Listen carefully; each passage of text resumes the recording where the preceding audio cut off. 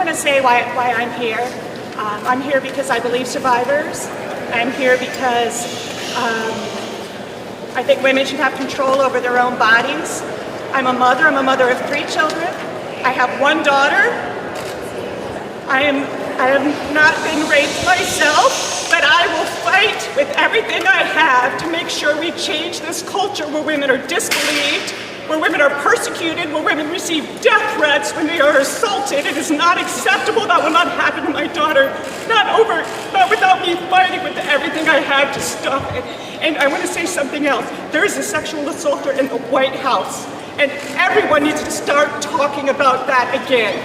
Trump sexually assaulted almost 20 women or so have come forward, and we must not ignore that. We must not give him a pass on that, and that's why I'm here. Women are leading the resistance.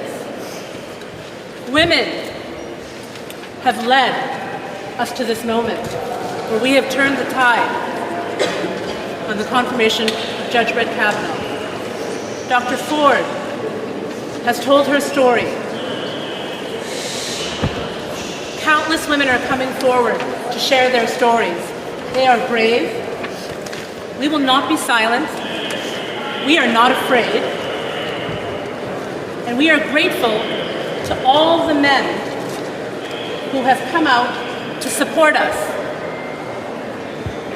Many of them are here now, and they will be led by Adi Barkan, who would like to say something. Adi's written a letter, which one of our male allies will read. We believe Christine Blasey Ford. We still believe Anita Hill, and we reject sexual violence. A call for men to act.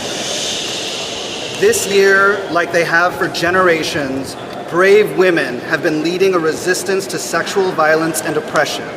In the face of a president who boasts about assaulting women and innumerable examples of powerful men whose aggression has continued for decades, the Me Too movement is building powerful public consciousness that gives us hope that things might finally change. And yet, at this very moment, the Republican Party is seeking to elevate to the Supreme Court yet another perpetrator of sexual violence. We believe Christine Blasey Ford. Her story is outrageous, and stories like hers are outrageously common. She, like the countless survivors who have spoken up before her, is a hero. Women and gender non-conforming people have led the struggles to end sexual violence and achieve gender equity. They will continue to do so, but it cannot be their struggle alone. Cis men have a crucial role to play. We must stop committing violence. We must stop violence when we see it. We must condemn it after it has happened, and we must work to prevent it. And at this moment, we must join women in resisting the nomination of Brett Kavanaugh. His character and his ideology make him unfit to serve. This week, the Senate Judiciary Committee will hold its hearings. Its members will all be present, and the nation's eyes will be upon them. They may take testimony from Professor Ford or Judge Kavanaugh. They may even have the gall to move this nomination forward without bothering to conduct a proper investigation. But we will be there, some in body, all in soul, in resistance, in solidarity, in allyship. We ask all men of conscience to join us.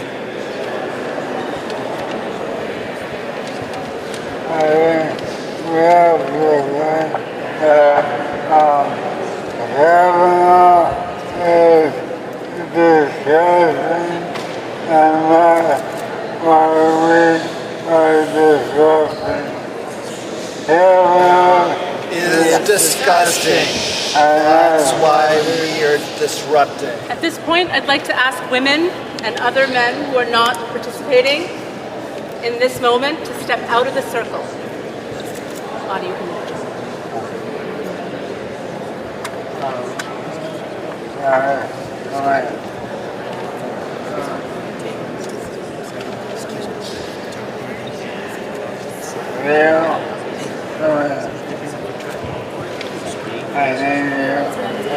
I'm here today for my mother.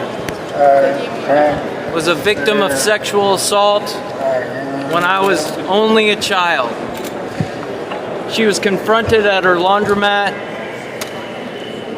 taken to the back, and had to fight for her life just to get out the door. I'm also here for my goddaughter, who turns 11 this week,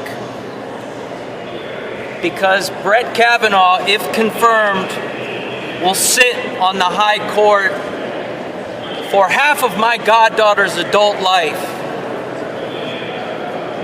And his right-wing agenda will not only hurt women, it will hurt working people. It will hurt disabled people.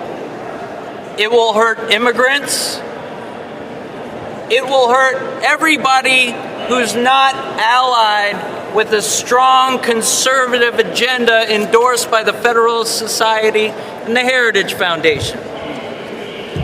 I could not sit at home and think of a way in which I could be of support for women everywhere. If more men like Adi and everybody here today stand up and say, we will support you, then maybe more than 6 out of 10 sexual assaults that happen and go unreported will actually be reported. Who knows? We may even get an equal rights amendment passed. So I'm proud to be here today with Adi again. And I'm proud to stand up and support women. Thank you. Members of the press, I'm trying to get you the best shots of the men who have stepped forward. My theory is now you guys stay in the middle and let's let them come around in a circle and then you can hear from them. Does that work for you? Okay, so men getting arrested, step back. Women getting arrested, step back. Let's let the press be in the center for a second. Step back, give ourselves some room.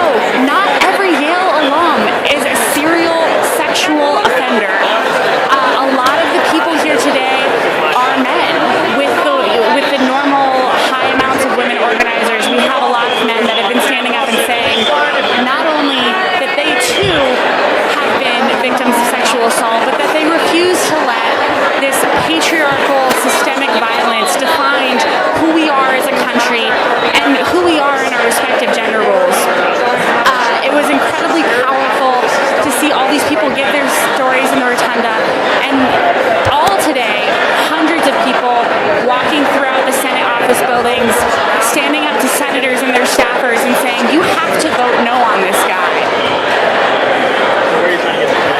We're at a very strange point in the country where Republican senators are putting basic morality and human decency and normative ideas of what is right and wrong aside to fast track a partisan pick for a lifelong appointment to the Supreme Court. And it's been an incredible emotional day for everybody. Even conservative women who have been hearing these testimonies have not really been able to stay dry-eyed. It's a lot of people vulnerably sharing their stories for the first time. Arrests are still being made.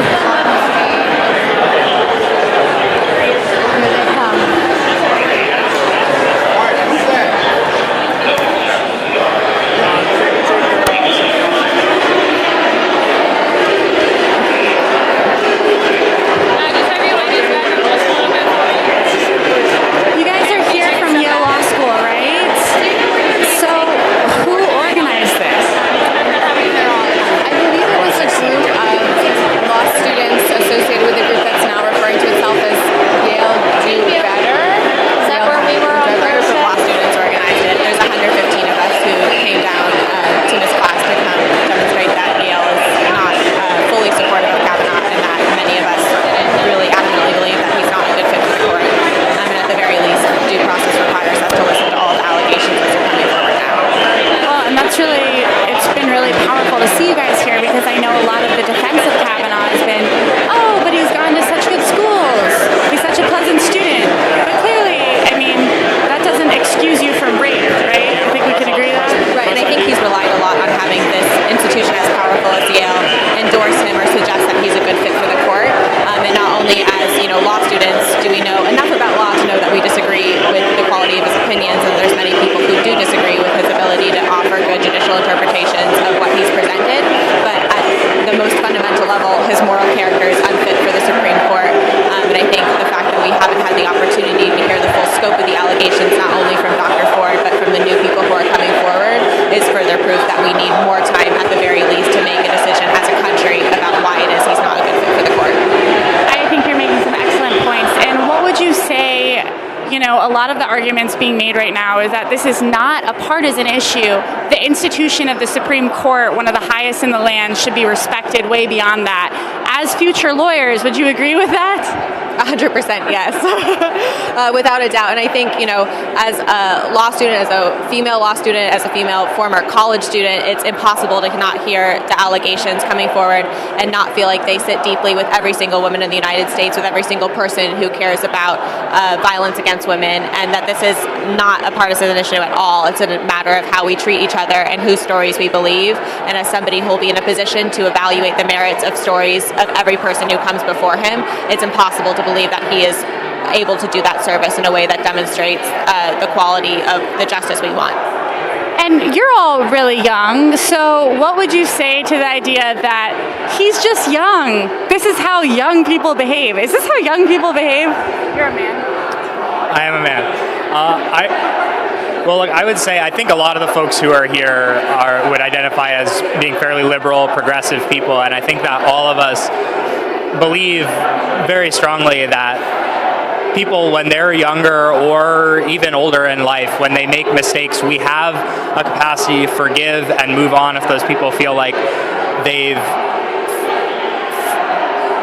asked for forgiveness and they've acknowledged their mistakes and they're making an effort to move forward. The problem that I see with Brett Kavanaugh is we've seen allegations from his childhood, we've seen allegations when he was in college as an adult, and we've also seen allegations by students at Yale that Brett Kavanaugh may have been favoring students who looked a particular way coming from the school, female students who looked a particular way, that he wanted young, pretty, model-like students. And I think that we have to judge the mistake that he made as a child in light of a broader context, which includes these alleged mistakes as an adult and these allegations well into adulthood about very inappropriate behavior. So I don't think that I think the argument that we should just forgive a one-time mistake as a child is a bit disingenuous. And again, it speaks to Hannah's point earlier that we do need some more time to investigate all of these claims and vet all of these claims to see if there's a broader pattern of behavior that really does not warrant forgiving what people are characterizing as a childhood mistake. Well, and I think you all bring up some really great points. I think as women in professional spheres, I would not want to be selected for my appearance. Even on that alone, I think we can say this is not a professional person. So do you guys want to introduce yourselves to the streams? I'm Hannah Duncan. I'm a first-year law student at Yale Law School. Megan Heltman, also a first-year law student at Yale Law School. I'm Taylor Morris. I'm a first-year student at Yale Law School. Thanks so much, Yaleys. Thanks for being here. Here. So the police line keeps getting moved back. Arrests are still being made. People are continuing to chant as they're arrested. It is a very powerful visual. The rotunda is a beautiful part of the Capitol, and people really standing firm with this is an unacceptable pick for a Supreme Court. So many people willing to do this is really an unprecedented thing and a very powerful statement to lawmakers who hopefully will listen.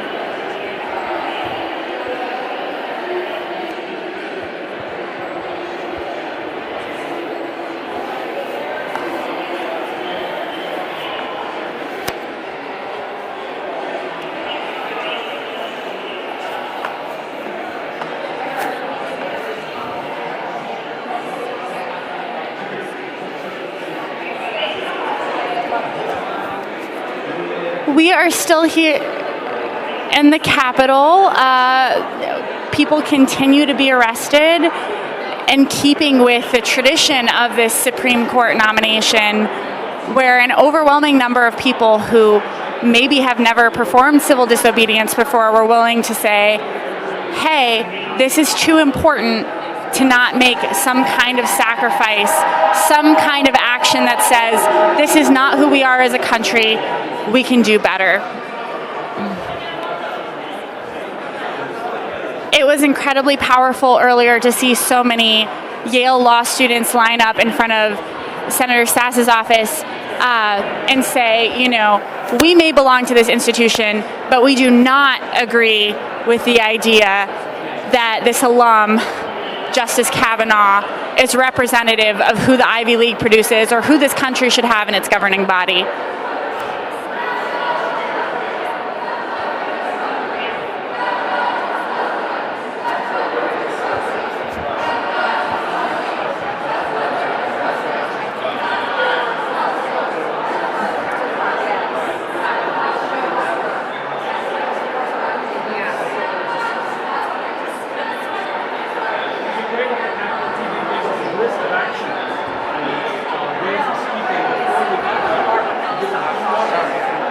We have a lot of people here with the Be a Hero organization. Started with Addie Barkan, a gentleman who spoke with Senator Jeff Flake on a plane and said, hey, I'm struggling with a chronic illness and I cannot afford to pay for my health care, and I am worried about what's going to happen to my son when I'm gone.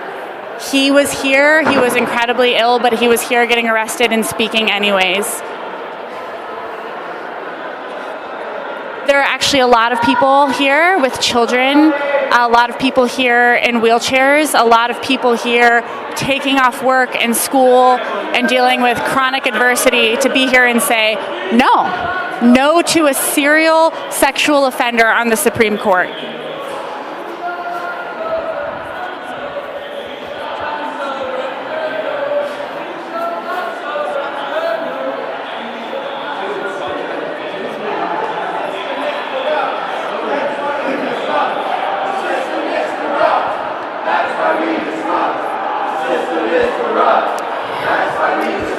Now, those of us behind the police line, there's chanting, "The system is corrupt, this is why we disrupt."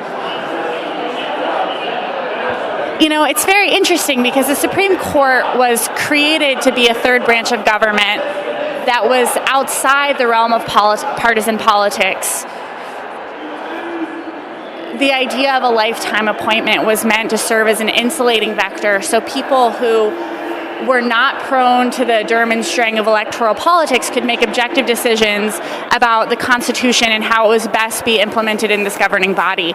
What the Republicans are doing right now by hijacking that system with partisan intent, to the extent that they're using somebody who is legally culpable for sexual offenses against multiple women, is not only morally disturbing, it's politically unprecedented.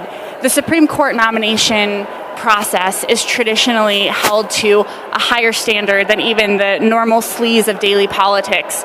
And the fact that this procedure and this nomination has been sped forward in the way that it is with such an unworthy and disturbing candidate is really something that should give every American out there, regardless of their political ideas, serious pause about voting for Republicans in the future.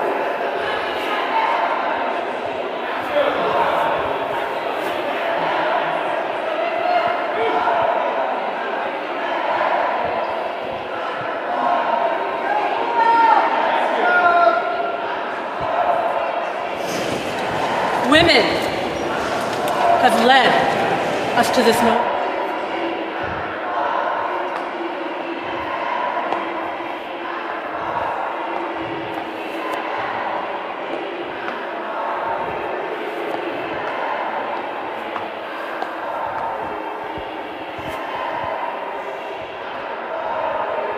Leading the resistance.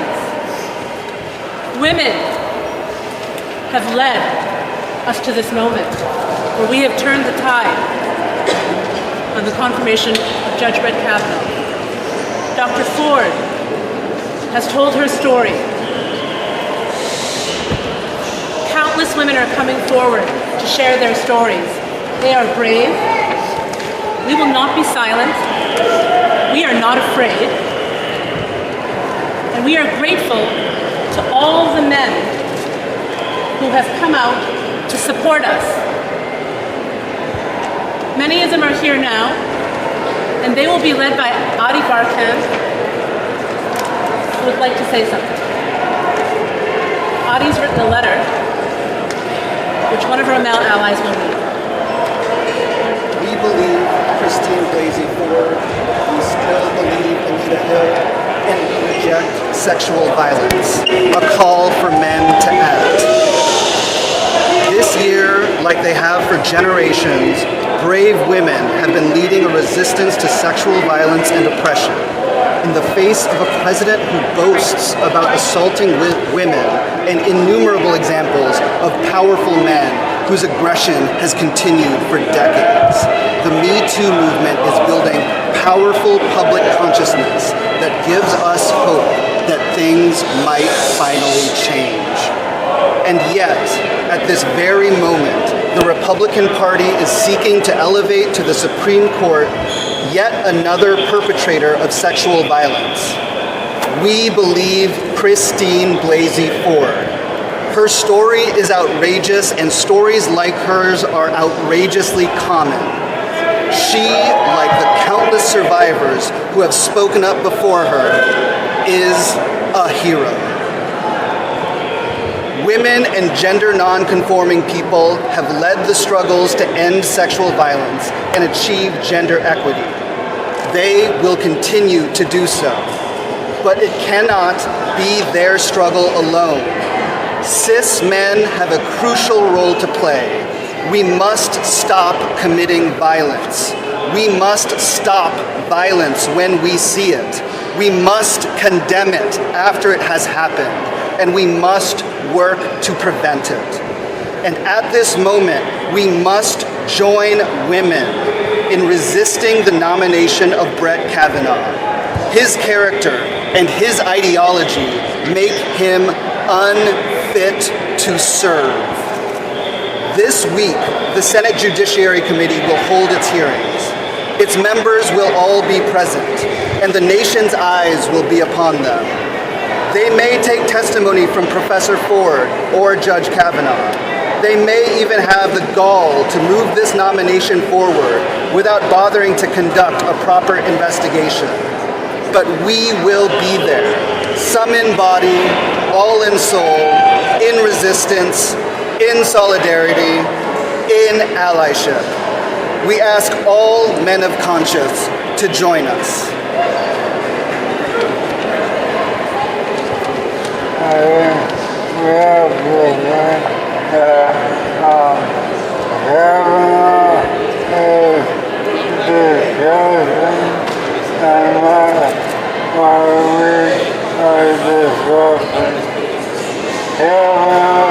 Is disgusting.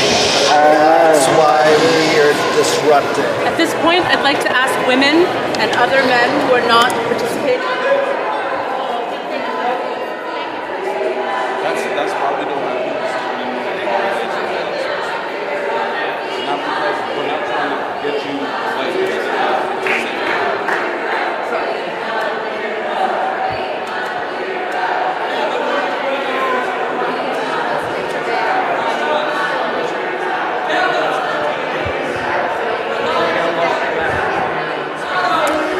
This is A.D. Barkin. You just heard from him. He is putting his body on the line to stop Kavanaugh. And again, he's been doing some prolific, brave, brilliant organizing over the past year with Be a Hero. The group has fundraised $500,000 in order to donate to Senator Collins' opponent if she votes to nominate this sexual offender for a lifetime appointment on the Supreme Court.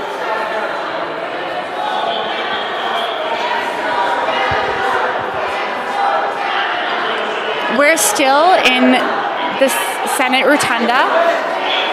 Earlier, 50 people were arrested in front of Senator Collins' office, demonstrating to say we cannot have this man as a Supreme Court justice.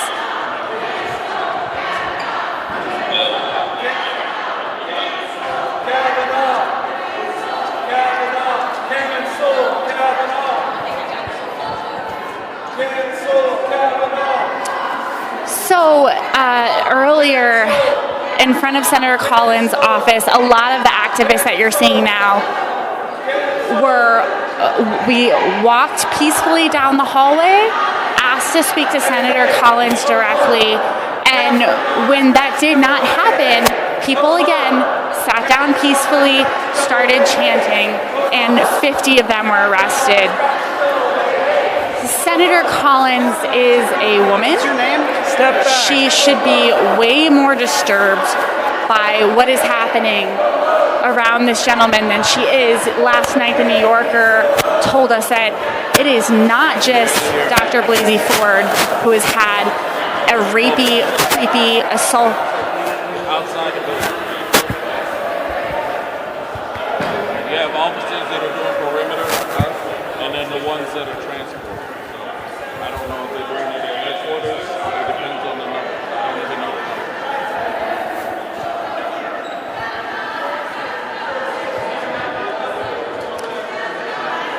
Senator Collins has been strangely passé about all these allegations.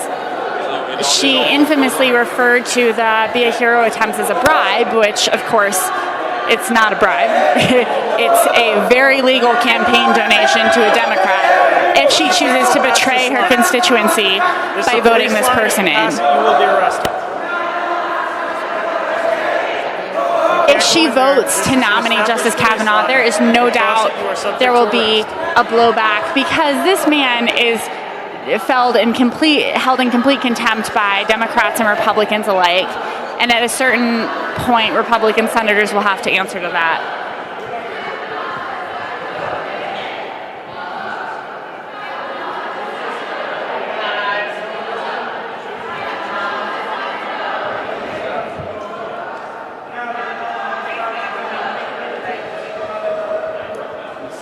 It looks like the arrests are winding down.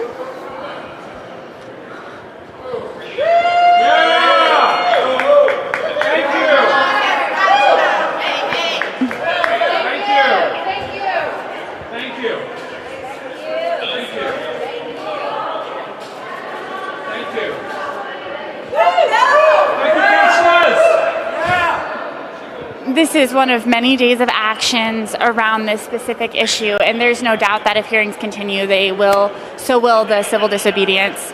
The Women's March, Be a Hero, and now apparently Yale Law School has been incredibly organized around this issue, and it looks like everybody you're seeing now will be back.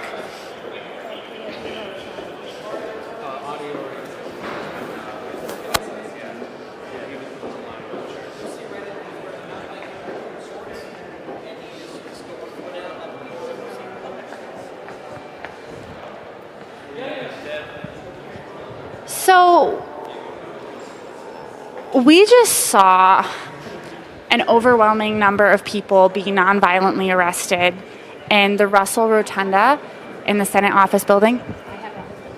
After 50 people were already arrested in front of Senator Collins' office this morning, protesting to stop Kavanaugh, especially in light of the increasing and escalating number of women coming forward accusing him of sexual abuse. And this was after we knew a lot of really shady things about this justice's finances, undisclosed information, the fact that he perjured himself under oath. To add an element of sexual assault is really just the 15th thing you need to know that disqualifies this man for this incredibly honorable and important office. I'm not sure.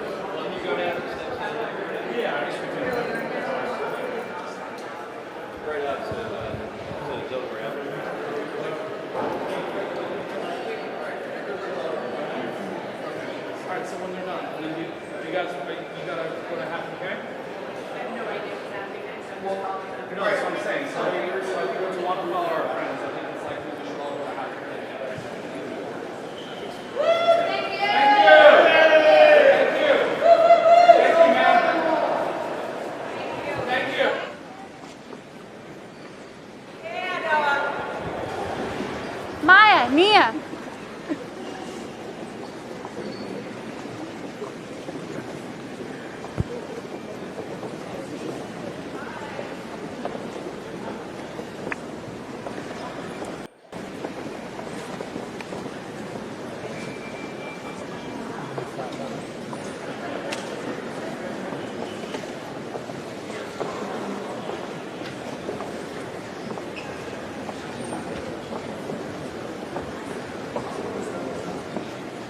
We are now watching a silent protest leaving the heart atrium of the Senate building.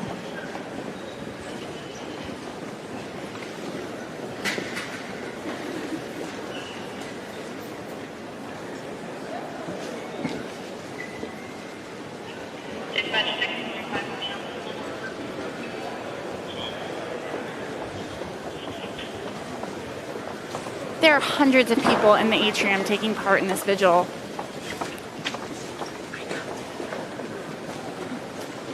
Walking fists in the air.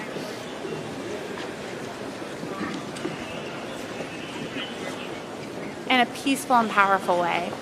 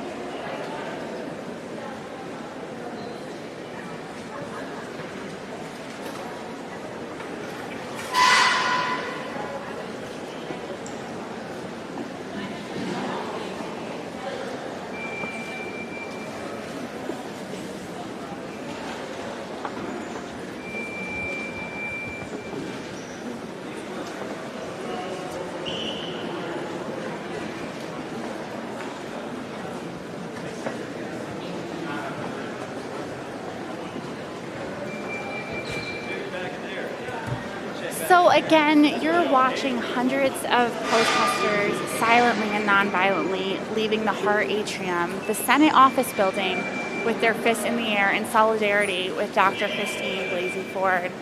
And I can't state this enough. Everybody you're seeing today in the atrium, the rotunda, in front of Senator Cullen's office, were at one point combined walking silently and peacefully through the Senate office buildings. It got a lot of attention from Senate and staff saying, we are here. You cannot nominate this man. You cannot hijack this incredibly important process in our democratic institutions for flagrantly partisan and selfish reasons.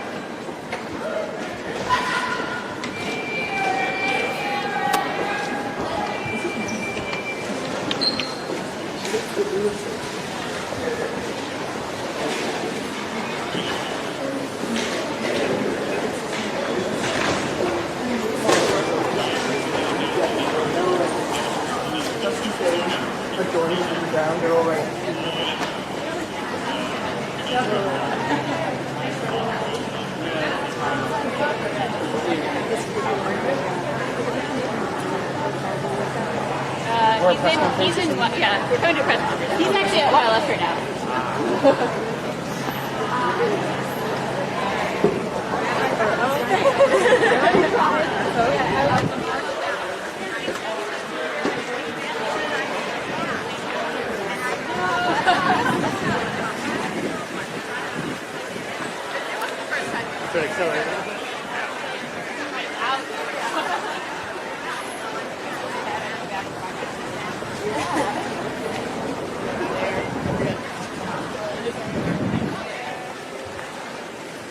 Yes.